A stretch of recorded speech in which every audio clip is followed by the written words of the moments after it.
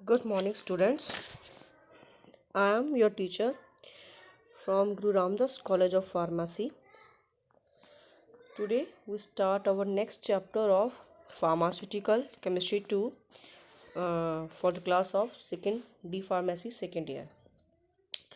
आज का जो अपना टॉपिक है that is drugs affecting sugar metabolism, or we can say anti-diabetic drugs. And so what kinds of drugs that affect the sugar metabolism? First we know about that, we learn about that. ਤਾਂ ਫਿਰ drugs ਕਿਹੜੀਆਂ drugs ਨੇ ਜਿਹੜੀਆਂ ਕਿ sugar metabolism ਨੂੰ affect ਕਰਦੀਆਂ ਨੇ, ਠੀਕ ਹੈ, ਜਾਂ ਫਿਰ ਐਜ਼ ਏ ਜੋ ਉਸਦੀ ਸਿੰਥਸਿਸ ਇੰਸੂਲਿਨ ਦੀ ਜਿਹੜੀ ਸਿੰਥਸਿਸ ਹੋਣੀ ਹੁੰਦੀ ਹੈ ਜੋ ਵੀ ਹੈ ਉਹਦੇ ਵਿੱਚ ਇੱਕ ਤਰ੍ਹਾਂ ਦਾ ਬੈਰੀਅਰ ਦਾ ਕੰਮ ਕਰਦੀਆਂ ਨੇ, ਰੋਕ ਦਿੰਦੀਆਂ ਨੂੰ, ਇਨਹਿਬਿਟ ਕਰ ਦਿੰਦੀਆਂ ਨੇ। ਡਰੱਗਸ ਲਾਈਕ ਡਾਇਊਰੇਟਿਕਸ, ਬੀਟਾ ਬਲੋਕਰਸ, ਸਿੰਪਥੋਮੈਮੈਟਿਕਸ, ਕੋਰਟੀਕੋਸਟੀਰੋਇਡਸ ਜਾਂ ਫਿਰ ਸੈਕਸ ਹਾਰਮੋਨਸ, ਜਿਹੜੀਆਂ ਇੱਦਾਂ ਦੀਆਂ ਡਰੱਗਸ ਹੁੰਦੀਆਂ ਨੇ, ਇਹਨਾਂ ਦੇ ਕੁਛ ਸਾਈਡ ਇਫੈਕਟਸ ਹੁੰਦੇ ਨੇ।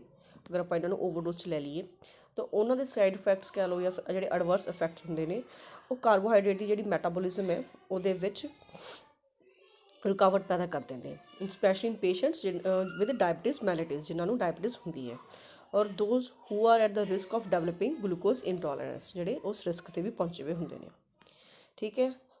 ਤਾਂ ਫਿਰ ਡੈਫੀਨੇਸ਼ਨ ਕੀ ਹੋ ਸਕਦੀ ਹੈ? Heterogeneous groups of common metabolic disorder characterized by an elevation of blood glucose caused by the relative or absolute deficiency of insulin, that is diabetes.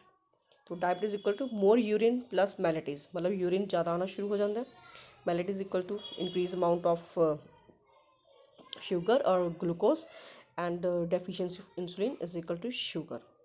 Third leading cause of death and second leading cause of blindness and renal failure, that comes under the diabetes. Classical symptoms polyuria, polydipsia, polyphagia, and causes हो गए insulin deficiency, that is circulating level of insulin, insulin resistance, that is response of target tissue to insulin. तो फिर that is the condition arise कादे करके होंगी है? Due to abnormal metabolism. अगर carbohydrates की मैटाबोलिज्म सही नहीं हो रही या फिर फैट की या प्रोटीन सी, तो जिदे करके की है अगर कार्बोहाइड्रेट जो है या फैट है या प्रोटीन है, अगर ये मैटाबोलिज्म मतलब दैट इज़ इन्हों डिवीजन जी इन्हों की होनी, इन्होंने ब्रेक डाउन होना, अगर वही नहीं सही होगी तो ज़्यादा अमाउंट जी ग्लूकोज की हैगी एक्यूमुलेट होनी शुरू हो जाती है।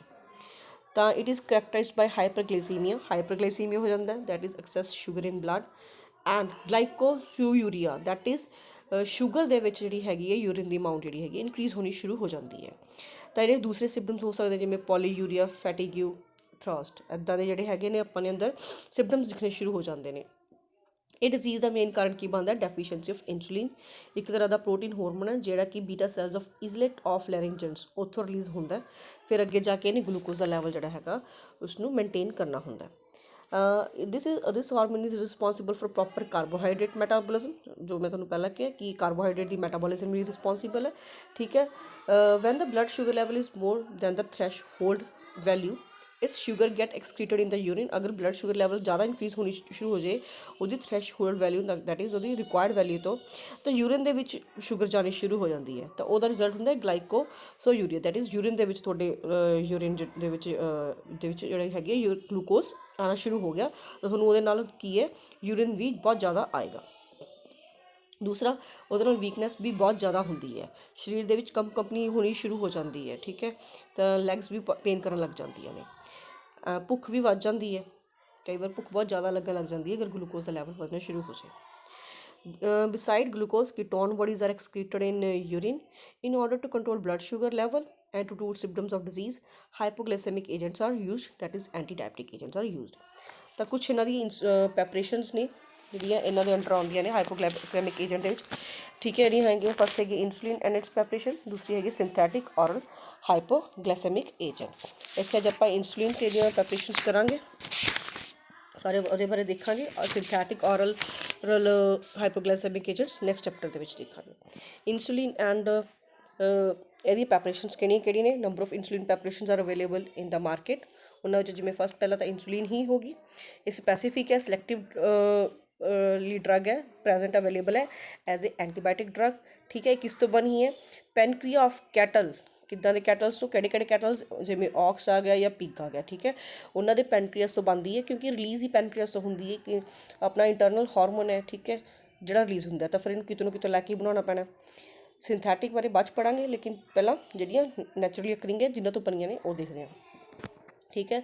ਇਟ ਇਜ਼ ਅ ਪੋਲੀਪੈਪਟਾਈਡ ਕੰਟੇਨਿੰਗ 2 ਚੇਨਸ, ਕਿਹੜੀ ਚੇਨਸ ਨੇ, A ਐਂਡ B, ਜਿਹਦੇ ਵਿੱਚ ਇੱਕ ਦੇ ਵਿੱਚ 21 ਐਮੀਨੋ ਐਸਿਡਸ ਨੇ, ਦੂਸਰੇ ਵਿੱਚ 31 ਐਮੀਨੋ ਐਸਿਡ ਨੇ, ਠੀਕ ਹੈ। ਲਿੰਕਡ ਥਰੂ ਕਿਹਦੇ ਥਰੂ, ਡਾਈਸਲਫਾਈਡ ਲਿੰਕੇਜ ਹੈ ਵਿਚ contains amino acid. It contain about 0.3 to 0.6% zinc.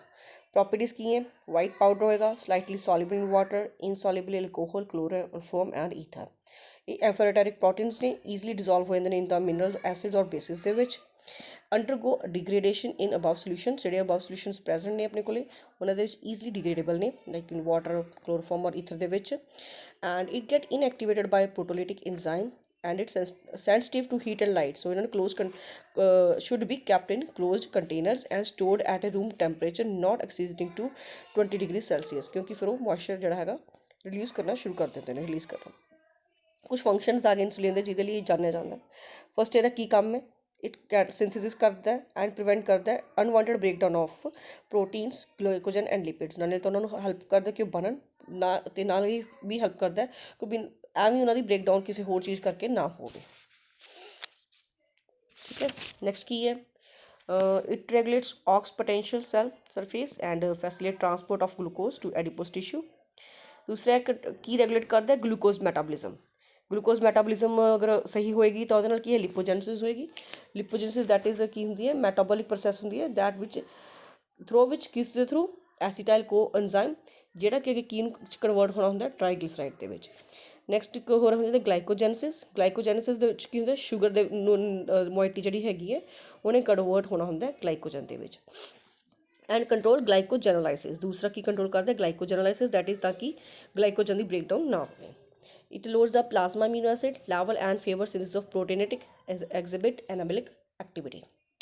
Next ਹੈ ਹਿਊਮਨ ਇੰਸੂਲਿਨ, ਇੱਕ ਤਰ੍ਹਾਂ ਦਾ ਪ੍ਰੋਟੀਨ ਹੈ similar to the natural anti diabetic hormone by human pancreas, ਜਿਹੜਾ ਆਪਣੇ ਅੰਦਰ ਇੰਸੂਲਿਨ ਨੈਚੁਰਲੀ ਨਿਕਲਦਾ, ਠੀਕ ਹੈ, ਉਹਦੇ ਨਾਲ ਮਿਲਦਾ ਜੁਲਦਾ, ਉਹਦੇ ਨਾਲ ਹੀ ਇਹਦੀ ਸਿਮਿਲਰ ਪ੍ਰੋਪਰਟੀਜ਼ ਹੈ, ਠੀਕ ਹੈ, ਬਿਲਕੁਲ, ਤਾਂ ਕਿ ਉਹਦੀ ਤਰ੍ਹਾਂ ਹੀ ਵਰਕ ਕਰੇ, ਇਸ ਲਈ ਇਸ ਨੂੰ ਬਣਾਇਆ ਗਿਆ ਹੈ ਪ੍ਰੋਟੀਨ, ਠੀਕ ਹੈ। ਇਹ ਕਿੱਥੋਂ ਪ੍ਰੋਡਿਊਸ ਹੁੰਦਾ, ਇਹ ਪਿਗ ਦੇ ਪੈਨਕ੍ਰੀਅਸ ਤੋਂ ਪ੍ਰੋਡਿਊਸ ਹੁੰਦਾ, produce from the pig, pancreas of pig, and by enzymatic modification or by microbial DNA technique. It contains not less than 26 units per mg calculated with reference to dried material. ਇਹਦੇ properties ਕੀ ਆ ਗਿਆ, white almost white powder ਹੈ, ਇਨਸੋਲਿਬਲ ਕਿਹਦੇ ਵਿੱਚ ਹੈ ਇਹ, ether, water, ਕਲੋਰੋਫੋਮ and alcohol. Dissolve ਕਿਹਦੇ ਵਿੱਚ ਹੋ ਜਾਂਦਾ, ਡਾਇਲੂਟ ਐਸਿਡਸ ਡਿਜ਼ੋਲਵ ਹੋ ਜਾਂਦਾ ਅਲਕਲਾਈਨ ਮੀਡੀਆ ਦੇ ਵਿੱਚ, ਠੀਕ ਹੈ, ਇਹਨਾਂ 'ਚ ਡਿਜ਼ੋਲਵ ਹੋ ਜਾਂਦਾ, ਨਾਲ ਇੱਥੇ ਜਾ ਕੇ ਫਿਰ ਇਹਦੀ ਡਿਗਰੇਡੇਸ਼ਨ ਹੋ ਜਾਂਦੀ ਹੈ। ਇਹਨਾਂ ਨੂੰ ਵੀ ਏਅਰ ਟਾਈਟ ਕੰਟੇਨਰ ਦੇ ਵਿੱਚ ਰੱਖਣਾ ਪੈਂਦਾ and also protected from light. Next ਆ ਗਿਆ ਇੰਸੂਲਿਨ ਪ੍ਰੈਪਰੇਸ਼ਨਸ, ਕਿਹੜੀਆਂ ਆ ਗਈਆਂ ਇਹਦੇ ਵਿੱਚ। ਫਸਟ ਆ ਗਈ ਇੰਸੂਲਿਨ ਇੰਜੈਕਸ਼ਨ, ਠੀਕ ਹੈ। ਇੰਸੂਲਿਨ ਇੰਜੈਕਸ਼ਨ ਦੇ ਵਿੱਚ ਇਹਨਾਂ ਦੀ ਡੋਜ਼ ਦੇਖ ਲਾਂਗੇ ਕਿੰਨੀ ਹੁੰਦੀ ਹੈ, 20, 40 ਔਰ ਇਸ ਤੋਂ ਜ਼ਿਆਦਾ ਵੀ ਯੂਨਿਟਸ ਪਰ ml ਹੁੰਦੀ ਹੈ, ਠੀਕ ਹੈ। ਇਹ ਇੰਸੂਲਿਨ ਦੇ ਕ੍ਰਿਸਟਲਸ ਤੋਂ ਹੀ ਬਣਾਈ ਜਾਂਦੀ ਹੈ। ਇਹਨਾਂ ਦੀ ਪੀਐਚ ਲੈਵਲ ਵੀ ਮੇਨਟੇਨ ਕਰਨਾ ਪੈਂਦਾ ਬਿਟਵੀਨ 2.5 to 3.5, ਠੀਕ ਹੈ। ਅਤੇ ਹੋਰ ਇਹ ਕਲੀਅਰ ਅਤੇ ਸਟਰਲਾਈਜ਼ ਸੋਲਿਊਸ਼ਨਸ ਹੁੰਦੇ ਨੇ, ਫਿਲਟਰੇਸ਼ਨ ਮੈਥਡ ਨਾਲ ਇਹਨਾਂ ਨੂੰ ਕਲੀਅਰ ਕੀਤਾ ਜਾਂਦਾ, ਪੂਰਾ ਫਿਲਟਰ ਕੀਤਾ ਜਾਂਦਾ, ਫਿਰ ਉਹਨਾਂ ਨੂੰ ਉਹੀ ਫਾਈਨਲ ਕੰਟੇਨਰਸ ਦੇ ਵਿੱਚ ਸਟੋਰ ਕੀਤਾ ਜਾਂਦਾ, ਟੈਂਪਰੇਚਰ ਉਹਨਾਂ ਦਾ 8 ਡਿਗਰੀ ਸੈਲਸੀਅਸ ਦੇ ਵਿੱਚ ਰੱਖਿਆ ਜਾਂਦਾ। ਨੈਕਸਟ ਆ ਗਿਆ ਬਾਇਓਫੇਸਿਕ ਇੰਸੂਲਿਨ ਇੰਜੈਕਸ਼ਨ, ਠੀਕ ਹੈ। ਇਹਨਾਂ ਦਾ ਵੀ ਕਿਊਕ ਔਨਸੈਟ ਐਕਸ਼ਨ ਹੈ, ਲੰਬੇ ਸਮੇਂ ਤੱਕ ਰਹਿੰਦਾ, ਬਟ ਬਹੁਤ ਜਲਦੀ ਅਸਰ ਦਿਖਾਉਂਦੀਆਂ ਨੇ, ਠੀਕ ਹੈ।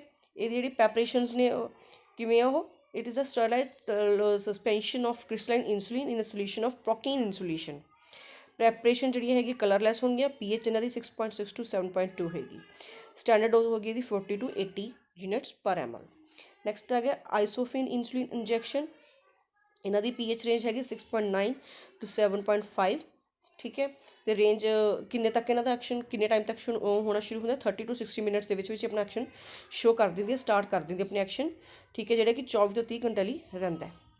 ਨੈਕਸਟ ਆ ਗਿਆ ਗਲੋਬਲ ਜ਼ਿੰਕ ਇੰਸੂਲਿਨ ਇੰਜੈਕਸ਼ਨਸ, ਠੀਕ ਹੈ। ਇਹਨਾਂ ਦੀ ਜਿਹੜੀ ਡੋਜ਼ ਹੈਗੀ ਹੈ 40 to 80 ਯੂਨਿਟਸ ਪਰ ml ਹੈ। ਇਸ ਤੋਂ ਇਲਾਵਾ 3.6 to 4 mg globin for each 100 units. Zinc chloride ਦੀ 0.3 mg ਹੋ ਗਈ, ਜਿਹਦੇ ਵਿੱਚ 100 ਯੂਨਿਟਸ ਦੇ ਵਿੱਚ ਆ ਜਾਂਦੀ ਹੈ ਚੀਜ਼। ਪੀਐਚ ਲੈਵਲ ਇਹਦਾ 3.0 to 3.5। ਨੈਕਸਟ ਆ ਗਈ ਪ੍ਰੋਟਾਮਿਨ ਜ਼ਿੰਕ ਇਨਸੂਲਿਨ ਸਟਰਾਈਲ ਸਸਪੈਂਸ਼ਨ ਹੈ, ਇਹਦੀ ਜਿਹੜੀ ਡੋਜ਼ਿਸ ਹੈਗੀਆਂ ਇਹ ਕਿੱਥੋਂ obtain ਹੁੰਦਾ, ਮੈਮਲੀਅਨ ਪੈਨਕ੍ਰੀਅਸ ਤੋਂ obtain ਹੁੰਦਾ। ਡੋਜ਼ ਇਹਦੀ 40 to 80 ਯੂਨਿਟਸ, ਠੀਕ ਹੈ। ਤੇ ਦੂਸਰੀ ਇਹਦੇ ਵਿੱਚ ਪ੍ਰੋਟਾਮਿਨ ਸਲਫੇਟ ਦੀ ਡੋਜ਼ ਆ ਗਈ 1.0 to 1.5 mg, ਜ਼ਿੰਕ ਦੇ ਵਿੱਚ 0.2 mg and sodium phosphate the 10 to 11 mg ਸਾਰੇ ਪਰ 100 ਯੂਨਿਟਸ, ਠੀਕ ਹੈ। ਇਹ ਕਲਰਲੈਸ ਟਰਬੇਟ ਲਿਕੁਇਡ ਹੈ।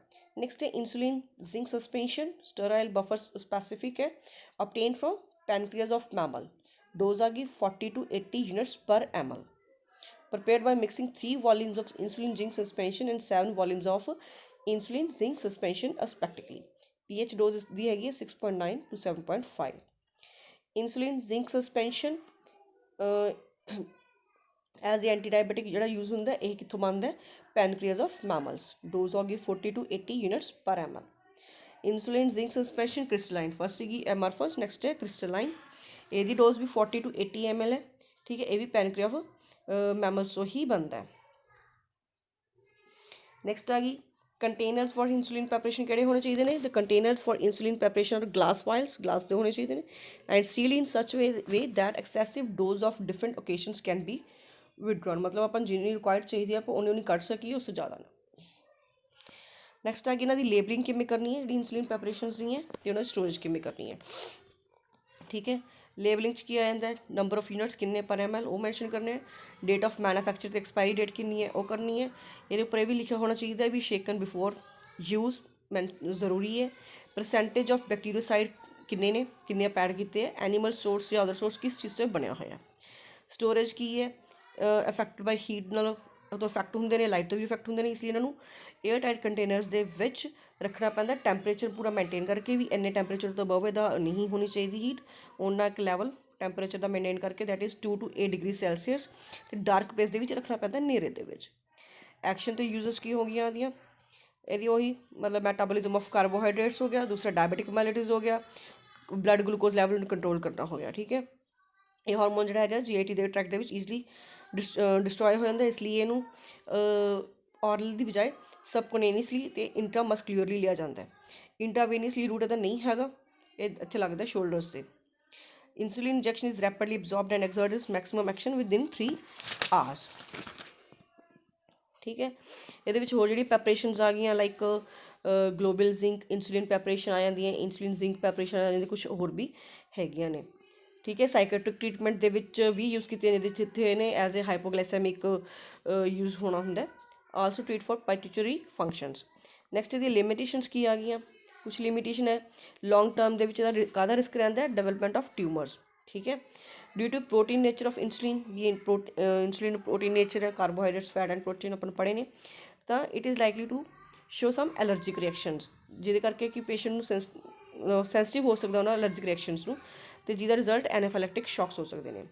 Dose level is not properly adjusted to it may lead to hypoglycaemic shock, ज़्यादा मतलब घट सकती है भी डोज लैवल अगर तो प्रॉपरली एडजस्ट नहीं करांगे तो शुगर का लैवल जो ज़्यादा डाउन हो सकता है, जोड़ा कि डायबिटिक पेशेंट लिए वो भी सही नहीं है।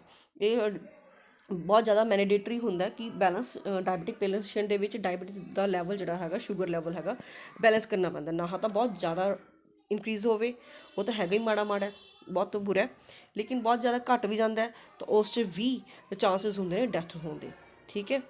दूसरा antigenic property of insulin slowly leads to production of insulin antibiotics, wholly antibiotics bodies बनी शुरू हो जाती ने, जी इंसुलिन नू बाइंड हो जाती ने तो फिर वह इफैक्ट जोड़ा है खत्म हो जाता है।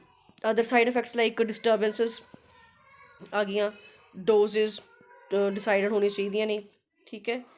प्रिकॉशनस कि इंसुलिन प्रिकॉशन मतलब इंसुलिन प्रैपरेशन लैन समय भी ये शुगर ज़्यादा घटा सकते हैं, ठीक है। तो नर्वस सिस्टम पर इफैक्ट पैंदा तो in severe hypoglycaemic condition convulsions में अकर कन्वल्जन्स भी हो सकती हैं।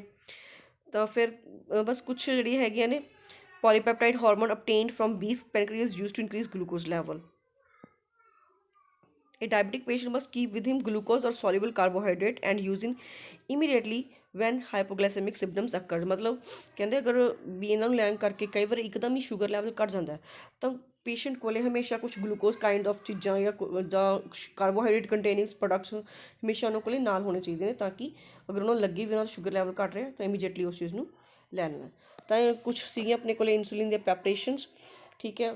ਤੇ ਉਹਨਾਂ ਦੇ ਯੂਜ਼ਸ ਕੀ ਸੀ, ਉਹਨਾਂ ਦੀ ਡੋਜ਼ ਕੀ ਸੀ, ਉਹਨਾਂ ਨੂੰ ਕਿੰਨੇ ਉਸ ਤੱਕ ਰੱਖਣਾ ਪੈਂਦਾ ਟੈਂਪਰੇਚਰ ਦੇ ਵਿੱਚ, ਤੇ ਉਹਨਾਂ ਦੀ ਲਿਮਿਟੇਸ਼ਨਸ ਆ ਗਈਆਂ, ਸਟੋਰੇਜ, ਸਾਰੀ ਕੁਝ ਕੰਡੀਸ਼ਨ ਜਿਹੜੀਆਂ ਕਿ ਆਪਾਂ ਇਨਸੂਲਿਨ ਦੀ ਇੱਥੇ ਕਵਰ ਕਰ ਲਈਆਂ। ਨੈਕਸਟ ਕੈਟਾਗਰੀ ਜੋ ਹੈਗੀ ਆਪਣੀ ਸਿੰਥੈਟਿਕ ਔਰਲ ਹਾਈਪੋਗਲਾਈਸੈਮਿਕ ਏਜੰਟ, ਉਹ ਨੈਕਸਟ ਚੈਪਟਰ 'ਚ ਕਵਰ ਕਰਦੇ ਹਾਂ। Thank you.